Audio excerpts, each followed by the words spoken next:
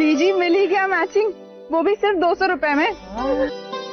फूल भाव में तेरा कोई जवाब नहीं बहू। चल अब खाना खा ले जल्दी से, ठंडा हो जाएगा नहीं तो। जी बीजी।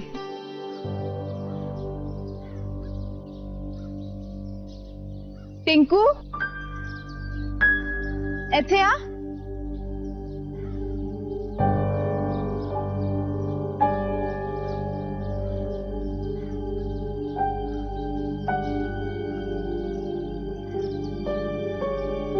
ये हो गया मेरे पुत्र नु? किसी से झगड़ा किया क्या? अरे कुछ तो है, बता बता।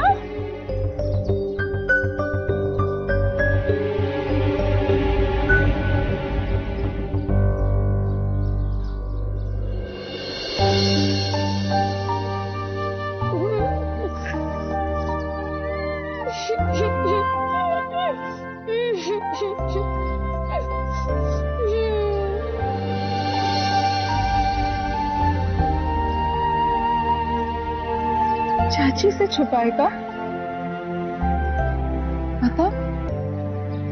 पता कैसे हुआ? किसने किया ये?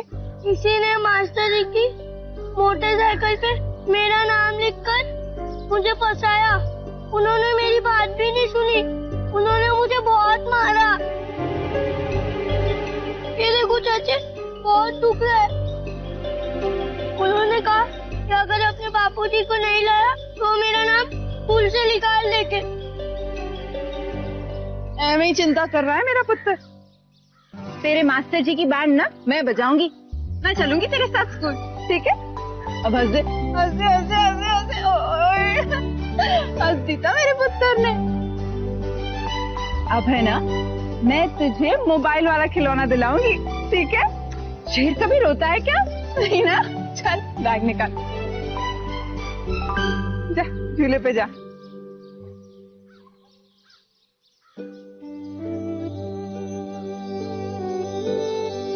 कितना प्यार करती है तू टिंकू से।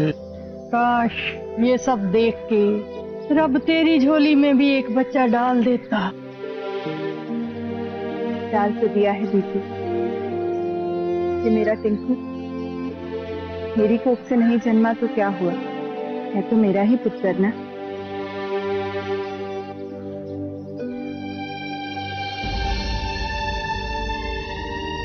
और शेर की चाची भी कभी नहीं रोती।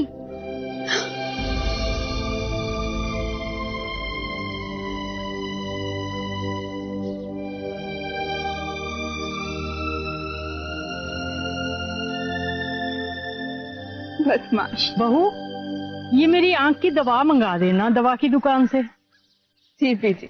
मैं लेकर आता हूँ बीजी की दवाई भी और अपना मोबाइल वाला खिलौना भी। अरे सुन तो, टिंकू भी ना।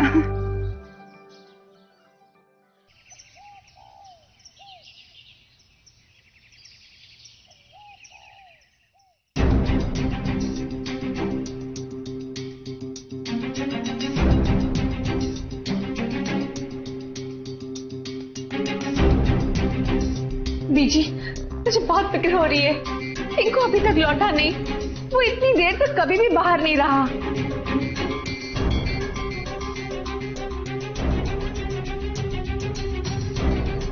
टिंकू का कुछ पता चला? नहीं सुनीता, सब जगह ढूंढा है, पड़ोस में भी पूछा है, टिंकू का कोई पता नहीं।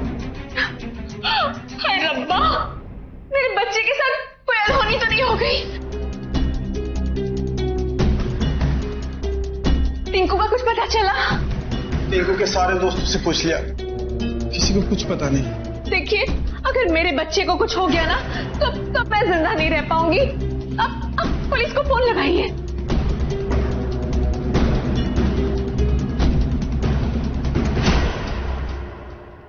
हेलो,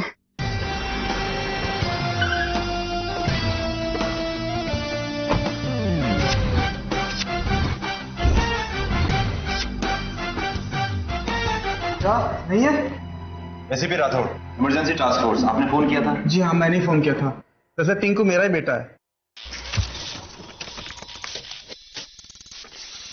वो आज दोपहर को स्कूल से वापस आया, फिर वो सुनीता के कहने पे बीजी की दवाई और अपना खिलौना लेने के लिए बाहर चला गया।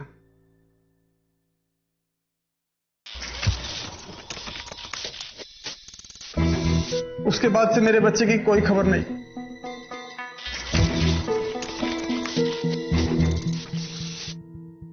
आप लोगों ने उसके दोस्तों से पूछताछ की? सबसे पूछ चुके हैं, किसी को कुछ पता ही नहीं।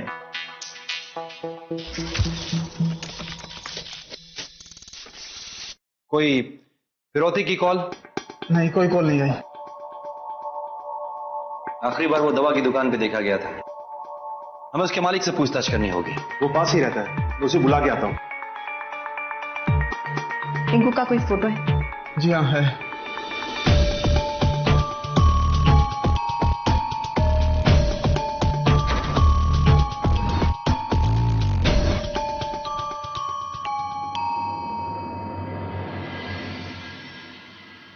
मैंने महेंद्र को बताया था। जब टिंकू दुकान पर आया तो उसके हाथ में मोबाइल वाला खिलौना था और वो दवाई लेकर चला गया।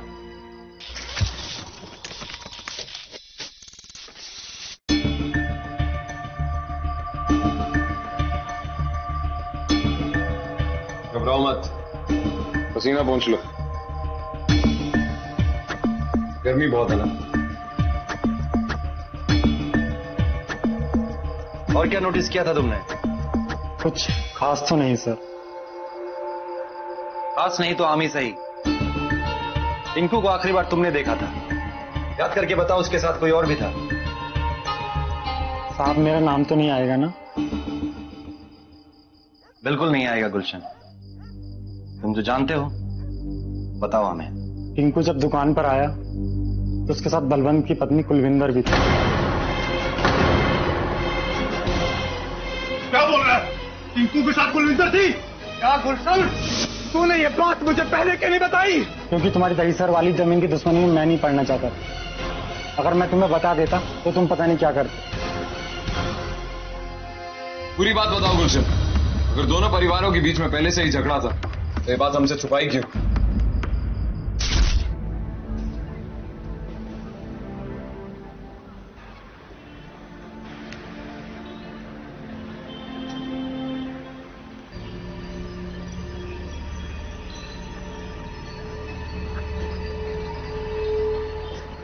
अरे भाई पुत्र, ये क्या है? ये खिलौना वाला मोबाइल है। किसने दिया? सुनीता चाची ने। ये तो बड़ा ही चंगा है। अच्छा सुन, चल मैं तुझे किशन वाली आइसक्रीम खिलाती हूँ। तुझे पसंद है ना? हाँ, पर चाची। पुत्र, किसी को बताने की क्या जरूरत। चल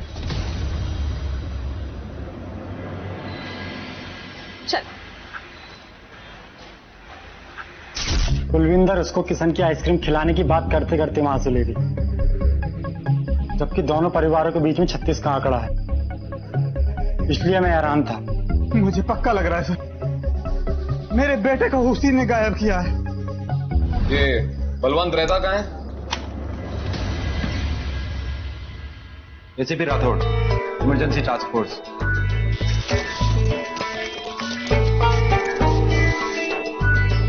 आपकी बीवी कुलविंदर कहाँ है?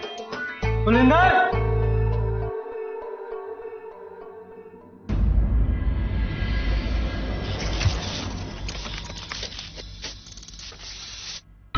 उनका बेटा टिंकू आज शाम से गायब है और हमें पता चला है कि दोनों परिवारों के बीच दुश्मनी भी है और इनका मानना है कि टिंकू को आपने गायब किया है। आज झगड़ा तो है, आपको लगता है कि इसलिए हमने टिंकू को गायब कर दिया? बिल्कुल नहीं। फैक्ट, आप तो उन पारिवारिक लोगों में से हैं जो बच्चों को अपने परिवार के झगड़े में कभी इंक्लूड नहीं करते। तभी तो आज शाम आपकी बीवी टिंकू से मिली थी।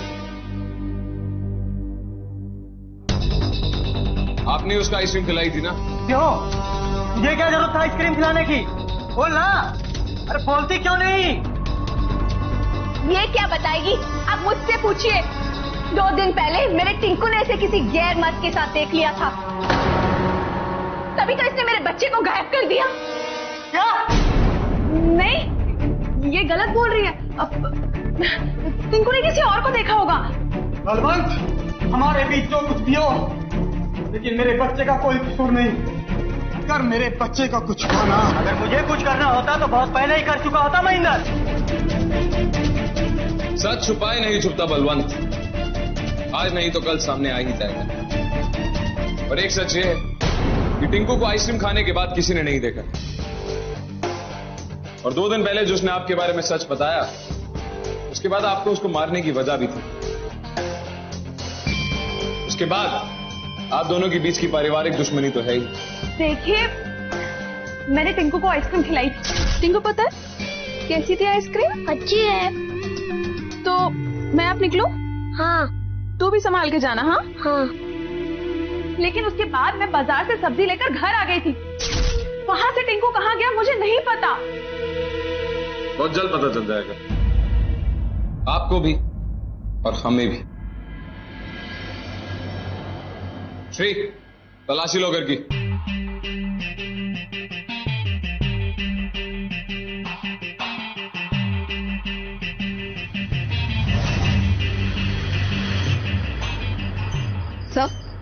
सर कुलविंदर टिंकू को लेकर किशन के यहाँ आइसक्रीम खिलाने ले गई थी, और उसके बाद किशन ने उसे अपने स्कूल टीचर से बातें करते हुए देखा था।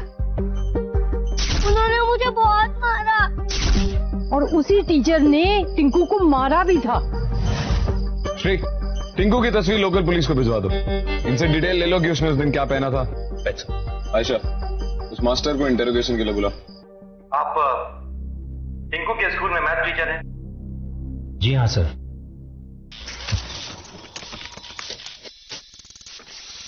आपने टिंकू को मारा था, क्यों? वो रोज नई नई शरारत किया करता था, इसलिए गुस्से में शायद मैंने उसे कुछ ज्यादा ही पीट दिया था। अगर कोई बच्चा शरारत करेगा तो आप पीटेंगे उसे। कानून की नजर में यह भी एक अपराध है।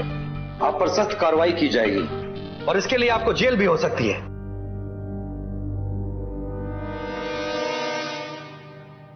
आज शाम को टिंकू आपको बाजार में मिला था, इसके बारे में क्या कहना है आपको? आज जब मैं बाजार से अपनी मोटरसाइकिल को पेंट करवा कर आ रहा था तो मुझे टिंकू मिला था।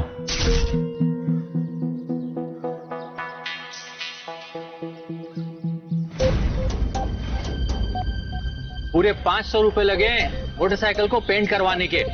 अपने बाप से कहना आते समय वो रुपए भी ले आए, वरना तू तो स्कूल से समझ गया, समझा? क्या है हाथ में, क्या छुपा रहा है, बता। किसने दिया? चाची ने। अच्छा, तो घर वाले ही मिलके तुझे बिगाड़ रहे हैं? हाँ, अब तो तेरे बाप से मिलना ही पड़ेगा, समझा? ले और जा। और मैं घर चला गया। उसके बाद फिर क्या हुआ मुझे कुछ पता नहीं। पता चल जाएगा मास्टर जी, लेकिन जब तक हमें टिंकू के बारे में कुछ पता नहीं चलता, अब हमारी इजाजत के बिना कहीं नहीं जाएंगे। जी।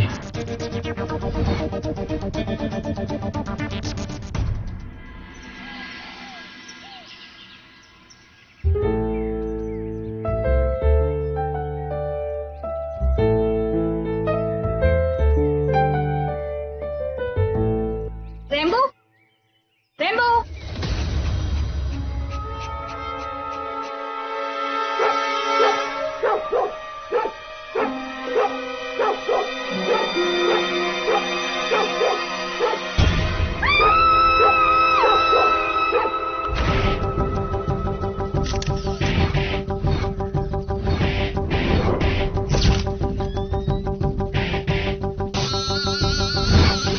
मौत गला घोटने से हुई है, बॉडी एकदम स्टिफ हो चुका है।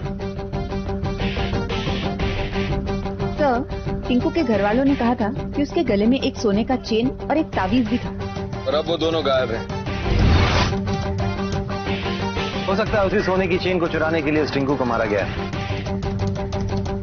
श्री, इस एरिया के जौहरियों का पता करो और उनको इन्फॉर्म करो कि अगर कोई सोने की चेन बेचने की कोशिश करे तो वो हमें कांटेक्ट करें इमीडिएटली। हाँ सर। और सर, ये जो रास्ता है वो टिंकू के उसी टीचर के घर की ओर जाता है।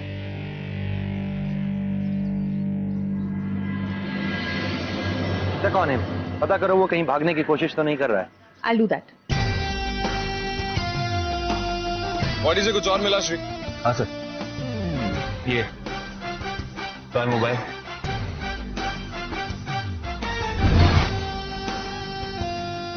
ये मेडिकल स्लिप और कुछ पैसे।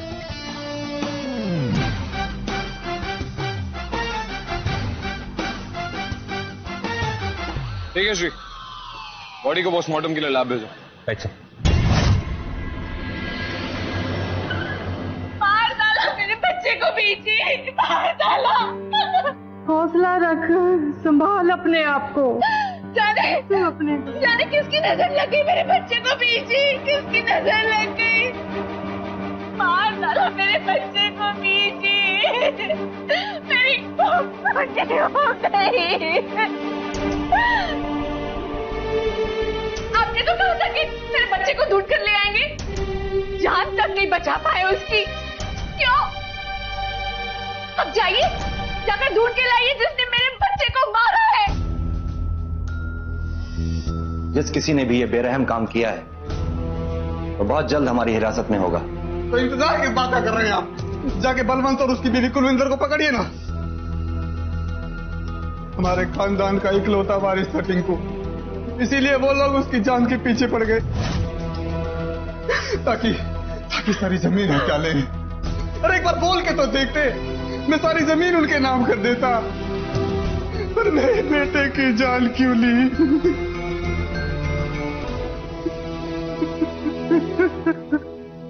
अब संभालिए अपने आप को।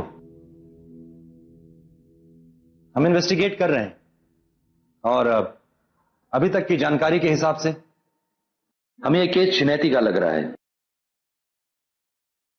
क्योंकि टिंकू के गले से उसकी सोने की चेन गायब है। ये सब इस बाज ने किया, इस बाज की वजह से सब हुआ है। जाने कौन से तांत्रिक की बातें मेरे बच्चे के गले में चेन और ताबीज डाल दी अपनी कोख भरने के लिए। खा गई मेरे बच्चे को, खा गई। बांझ गई थी, बांझ है और बांझ ही रहेगी तू। बकवास ना कर बहू, सुनीता तो तेरे से भी ज्यादा प्यार करती थी टिंकू को। बीजी, अब क्या होगा बीजी? हंसते खेलते मेरे दोनों बच्चे। कौन बच्चे? वो मेरी 2 साल की बेटी।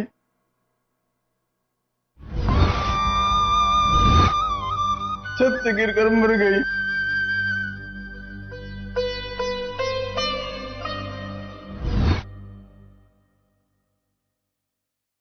कहाँ जा रहे हैं आप? बहू बेटियों वाला घर है ये। जाइए, जा सकते हैं आप।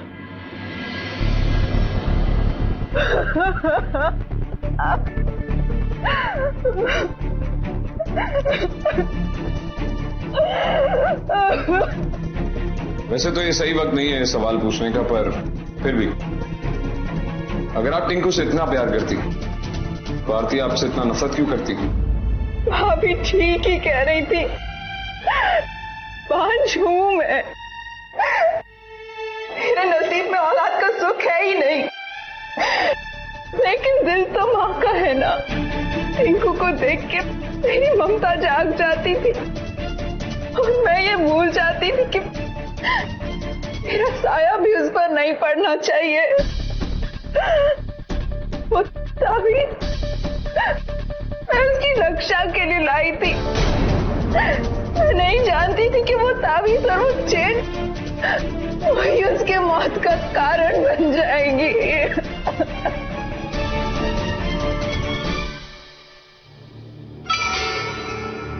आपके हाथ पे चोट कैसे लगी? वो किचन में काम करते वक्त थोड़ा चल गया।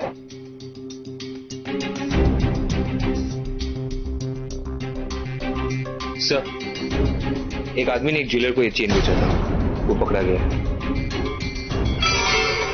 हाँ, ये चेन मेरे टिंकू की है।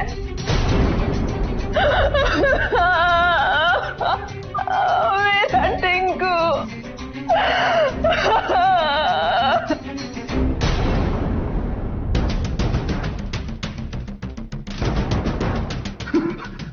इसको पहचानता है? साहब, नहीं जानता। सच बोल, वरना आज के बाद तेरा चेहरा कोई नहीं पहचान पाएगा। नहीं साहब, झूठ काहे को बोलेगा साहब? मैं सच में नहीं जानता कि चैन किसकी है साहब। नहीं जानता मैं चैन को। सही बात है। भला तुम क्यों झूठ बोलोगे? अच्छा एक बात बताओ, तुम्हारे परिवार में कौन कौन है? साहब बीवी है और एक बच्चा है। तो अगर आज तुमने सच नहीं बताया ना, तो जिंदगी में उनसे कभी दोबारा नहीं मिल पाओगे, समझे या समझाऊं?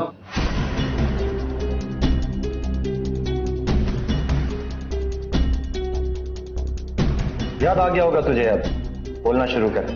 हाँ साहब, मैंने इस बच्चे की लाश से ये चैन निकाली थी। जिंदा बच्चे को लाश बनाकर? नहीं, मैंने बच्चे को नहीं मारा साहब, मैं झूठ नहीं बोलता साहब।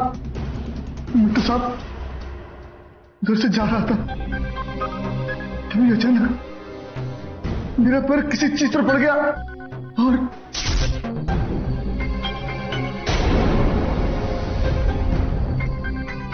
अरे तो मर चुका है। जैसे मैं उसके गले से चैन उतार रहा था, तभी किसी की आवाज सुनाई पड़ी। आने की हाथ थी वो। इस बच्चे को झाड़ी में ले गया और उसके गले से चैन निकाल ली साहब मैंने। फिर मैंने अपने मोहल्ले के सुनार के पास ले जाकर उसे बेच दिया साहब। साहब मैंने खुद ही किया साहब, मैं सच बोलता हूँ साहब, मेरे बच्चे की कसम खा के कहता हूँ साहब, मैंने खुद नहीं किया। हमें वहां लेकर चलो जहां तुम्हें बच्चे की लाश पहली बार थी। साहब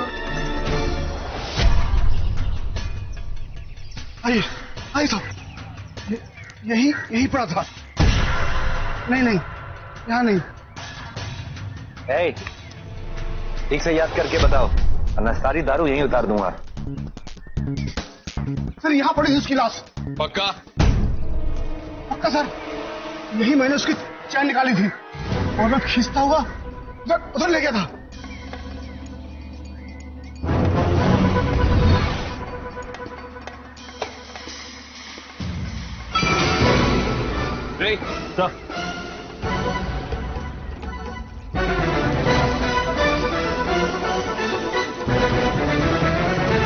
बच्चे के पास एक आई ड्रॉप की बोतल भी थी, क्या किया उसका? शराब के लिए उसे भी बेच दिया? नहीं साहब, मैं उसका क्या करता, मैंने सिर्फ चैन निकाली थी साहब। सच्ची साहब। इंस्पेक्टर अलग घेऊन जा।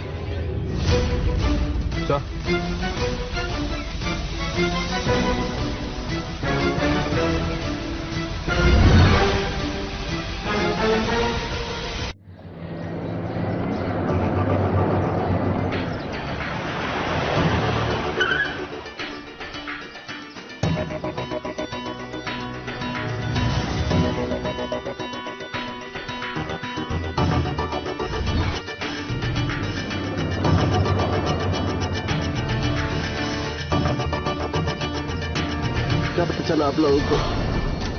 मेरे बेटे को उसी चोर ने मारा? नहीं, उसने सिर्फ आपके बेटे के गले से वो सोने की चेन निकाली थी। तो फिर किसने मारा है मेरे बच्चे को?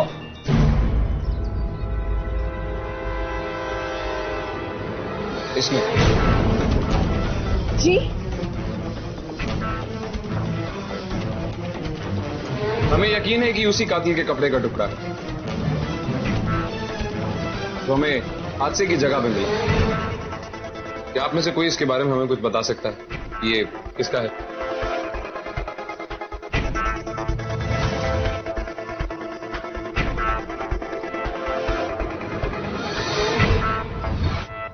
शाम 7 से 8 बजे के बीच जब टिंकू गायब हुआ, उस वक्त आप कहां थी? मैं अपने कमरे में आराम कर रही थी। आप बता सकती हैं इस कपड़े के टुकड़े के बारे में कुछ? और कोई दूसरा सबूत नहीं है आपके पास? सिर्फ जरा से टुकड़े से कैसे पकड़ सकते हैं आप कातिल को? हम आपके आगे हाथ जोड़ते हैं, जब तक कोई पक्का सबूत न मिल जाए ना, यहाँ मत आइएगा। हम समझ लेंगे, एक हादसे में हमारी गुड़िया गई और दूसरे में हमारा टिंकू गया। जाइए आप। ठीक है, तो जब अगली बार आएंगे पूरे सबूतों के साथ आएंगे।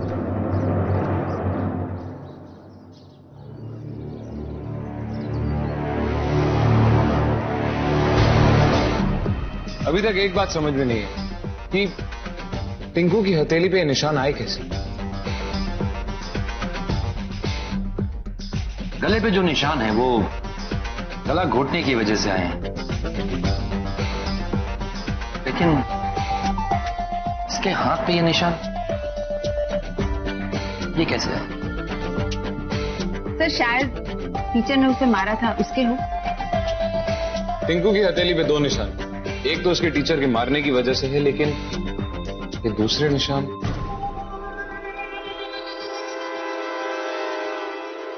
लेकिन उसके बाएं हाथ पे जो निशान था उसके बारे में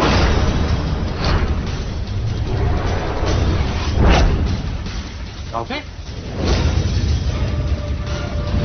राउते, what the hell you are doing?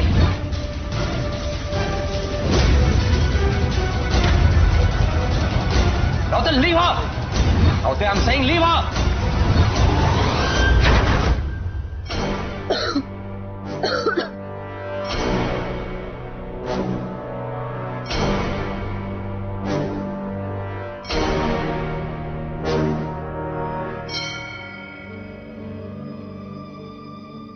हमारे फील्ड में क्रिमिनल्स को पकड़ने के लिए अक्सर ऐसी तकलीफें सहनी पड़ती हैं। अगर मैं साक्षी को बता के करता कि मैं क्या करने वाला तो उसके नेचुरल रिएक्शन कभी ना निकलते जैसे टिंकू के निकले हों। इस चीज से एक बात तो साफ हो जाती कि जिस किसी ने भी टिंकू का गला घोटा उसने कुछ तो ऐसा पहना था जिसकी वजह से उसकी बाईं हथेली पे वो चोट है। जब टिंकू का गला घोटा जा रहा था तो वो अपने दाएं हाथ से उस फंदे को छुड़ाने की कोशिश कर रहा था और बायां हाथ उस कातिल की कलाई पे।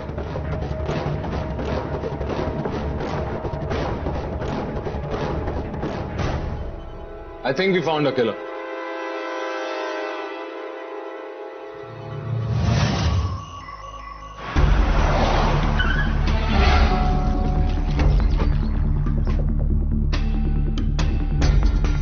क्या? सुनीता कहाँ है? सुनीता से किस लिए? वही है टिंकू की कातिल।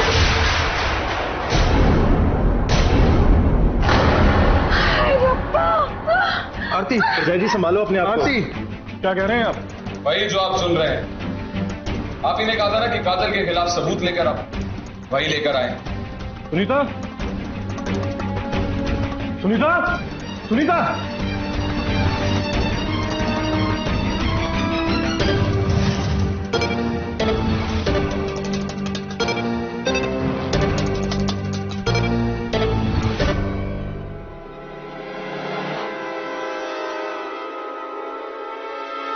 सबूत।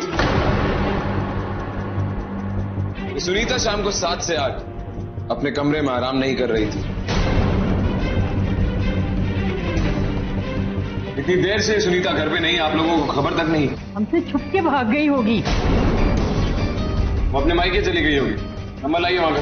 अगर उसे सच में ये पाप किया है तो वहां कभी नहीं जाएगी। वो सब हम पे छोड़ दीजिए, वहां का नंबर दीजिए।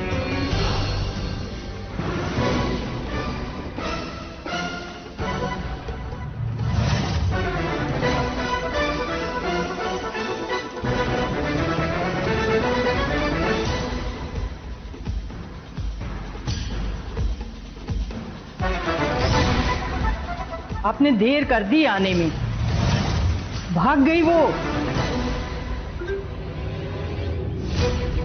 चिंता मत कीजिए, हमें कोई खबर मिली कल सुबह तक वो आप लोगों के सामने होगी।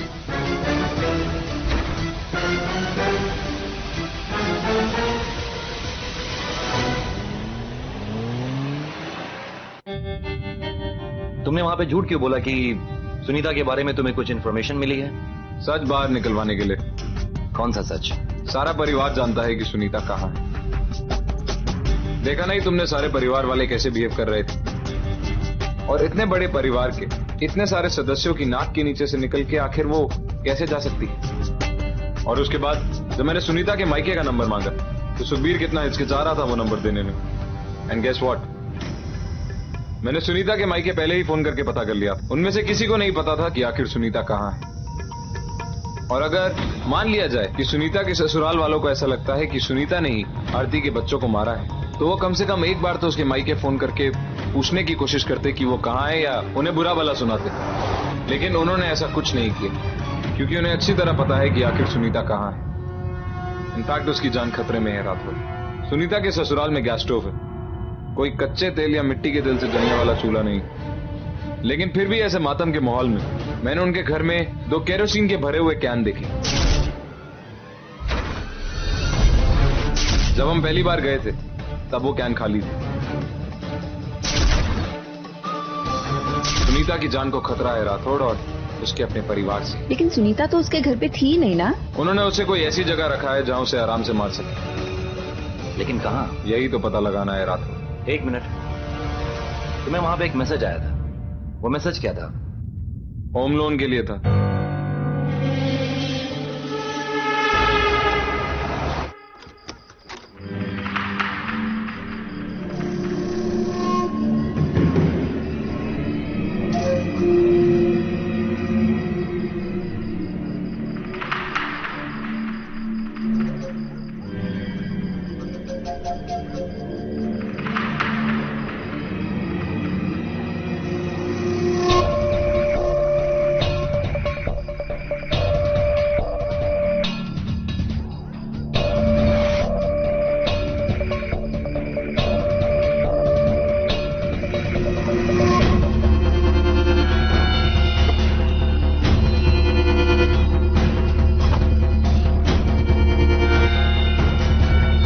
तुम दोनों यही रुको।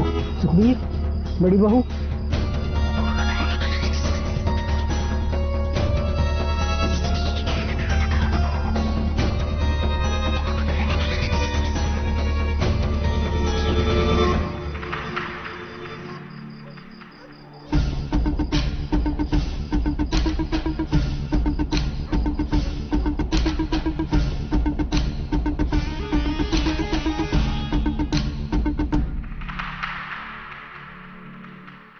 कहेगी फिर टिंकू को खा गई।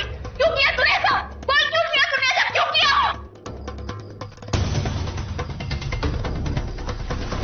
मर जा तू, इसी लायक है तू। इसे इसके कर्मों की सजा हम देंगे।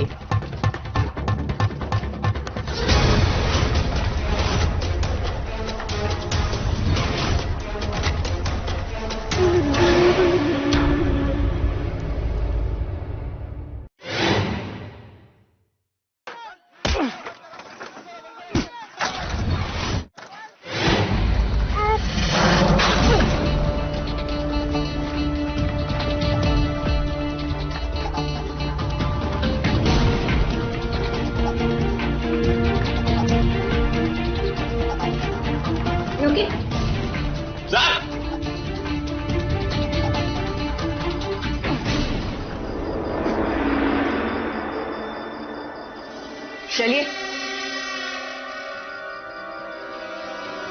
माना कि सुनीता ने गुनाह किया, लेकिन इस तरह उसे सजा देकर, कानून अपने हाथ में लेकर आप भी उसी गुनाह में भागीदार बनने जा रहे थे। इसने काम ही ऐसा किया है, सजा तो इसे मिलनी चाहिए। कानून था इस पर, आप होने ये सजा मिलेगी इसे और इसे सजा कानून देगा। लेकिन सजा देने से पहले जानना ज्यादा जरूरी है कि इसने क्यों किया और कैसे। चला दो मुझे, प्लीज चला दो मुझे, चला दो मुझे, चला दो मुझे। लेकिन क्या दोषी सिर्फ मैं हूँ? मेरी गलती क्या थी? यही कि मैं भांज हूँ मैं भांज। आरती भाभी के पहले बच्चे के नामकरण पर जब मैंने उसे अपनी गोद में लिया था, तब मुझे लगा ही नहीं कि मेरी गोद सूनी है। लेकिन भाभी ने मुझे इतनी जली कटी सुनाई कि मैं सोच भी नहीं सकती थी। जल्दी से बड़ी हो जा मेरी गुड़िया, फिर तू भी मुझे माँ कहेगी। मेरी सोनी कुड़ी माँ कहेगी ना मुझे, कहेगी ना? बोल बोल। खबरदार।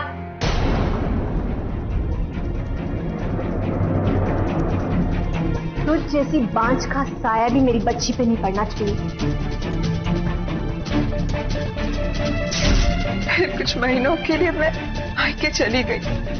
डॉक्टर, हकीम, तांत्रिक, बाबा, पूजा पाठ, व्रत सब कुछ कर लिया, लेकिन मेरी गोद हरी नहीं हुई। डॉक्टर तो ये तक बोले कि कमी इनमें थी। वापस ससुराल लौट आई। मैंने सोचा कि मेरी कोशिशों को देखकर शायद भाभी को मुझ पर तरस आ जाए, लेकिन उन्होंने बच्ची को मेरी परछाई से भी दूर रखना शुरू कर दिया। इसके बाद मुझे बहुत गुस्सा आया और गुस्से में एक दिन मैंने उस बच्ची को छत से नीचे फेंक दिया। उसके बाद मुझे बहुत बुरा लगा कि मुझे ऐसा नहीं करना चाहिए था। फिर टिंकू पैदा हुआ। मैं जानती थी कि मेरे नसीब में औलाद का सुख है ही नहीं, इसलिए इस बार मैंने दूसरा तरीका अपनाया। मैं भाभी से छुपकर टिंकू से लाड करती थी। कई सालों तक ऐसे ही चलता रहा। भाभी ने कई बार मुझे टिंकू के साथ देखा और कुछ नहीं कहा। मेरे लिए इतना काफी था। फिर भाभी चाहती थी कि वो टिंकू का 5वां जन्मदिन मनाए। मैंने अपने गहने तुड़वाकर टिंकू के लिए एक नई सोने की चेन बनवाई। अरे मेरा सोना पुत्र, बहुत जच रहा है तेरे पे ये तावीज ना, तेरी रक्षा करेगी, तो देख लेना। भाभी है। अच्छा, तो अब मेरे बच्चे को मुझसे छीनना चाहती है। अब कौन सा नया तोतका है इस तावीज में? और तुझे क्या लगा कि तेरी कोख भर जाएगी? नहीं, तो एक बांझ है और बांझ ही रहेगी। दूसरों के बच्चों पे बुरी नजर लगाने वाली रब तुझे कभी संतान का सुख नहीं देगा। रोजा, ये क्या बोल रही है तू बहू? उसने तो टिंकू को बुरी नजर से बचाने के लिए ये तावीज बनवाया था, और वो भी मुझसे पूछ के।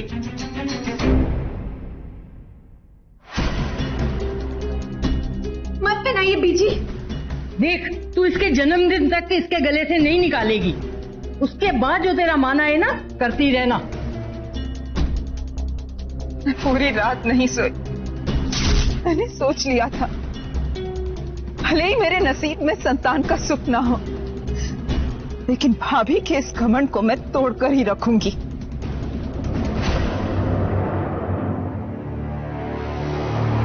और फिर उस दिन जब बीजी ने टिंकू को बाहर दवा लाने भेजा, तो तुम भी उसके पीछे पीछे चली गई, उसे मारने के इरादे से। हाँ, और बाजार से निकलते ही वो मुझे रास्ते में मिल गया। टिंकू, टिंकू सुन, क्या हुआ बेटा? इतना परेशान क्यों लग रहा है? चाची, मास्टर जी घर पर बाबूजी से मेरी शिकायत करने गए। तेरे मास्टर ने ना नाक में दम करके रखा है। चल हेड मास्टर के पास चलते हैं। तेरे मास्टर की शिकायत करती हूँ आज उनसे। चल। फिर तुम टिंकू के साथ उस कच्चे रास्ते पर चली गई, और जब सुनसान रास्ता आया तो मैंने उसे रोक लिया। टिंकू, तेरे लिए सरप्राइज है। जल्दी से आंखें बंद कर। आंखें खोलना मत। हाँ, दादी छोड़िए। कौन जुम्बे? कौन जुम्बे?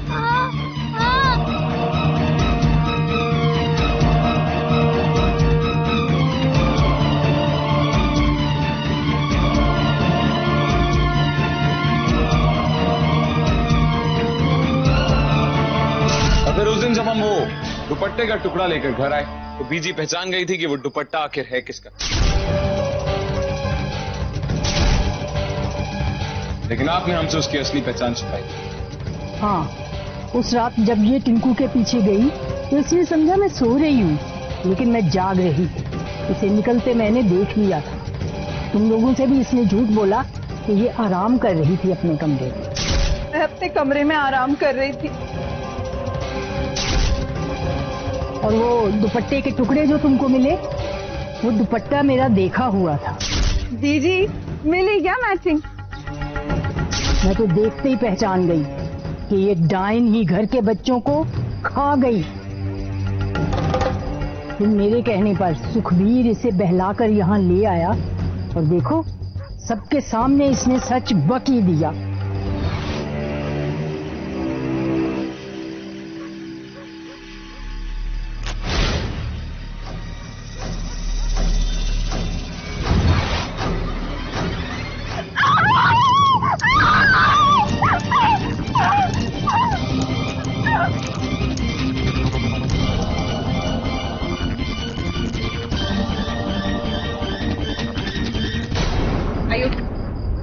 आप ठीक तो हैं?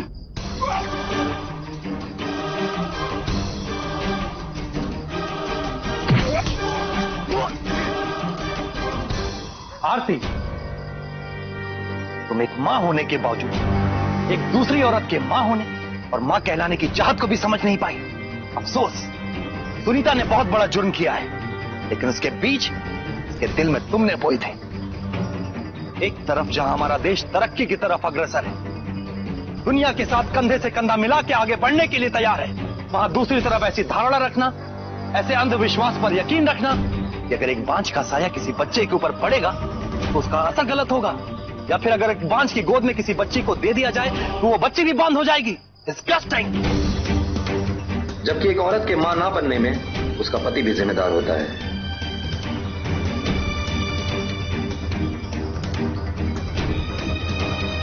अगर तुमने ऐसा नहीं किया होता तो आज ये दिन नहीं आता। काश कि तुमने इसकी ममता को बाहर निकलने का एक छोटा सा जरिया दे दिया होता, तो आज शायद ये सब ना होता। सुनीता को सजा मिलेगी, लेकिन इसे सजा देने का हक सिर्फ कानून को है, किसी और को नहीं। सुनीता की कहानी से शायद कुछ लोग सोचेंगे, समझेंगे, सीखेंगे और इस तरह के विचारों को जड़ से उखाड़ कर फेंक देंगे। यही उम्मीद है। अरेस्ट कर लो इन सबको।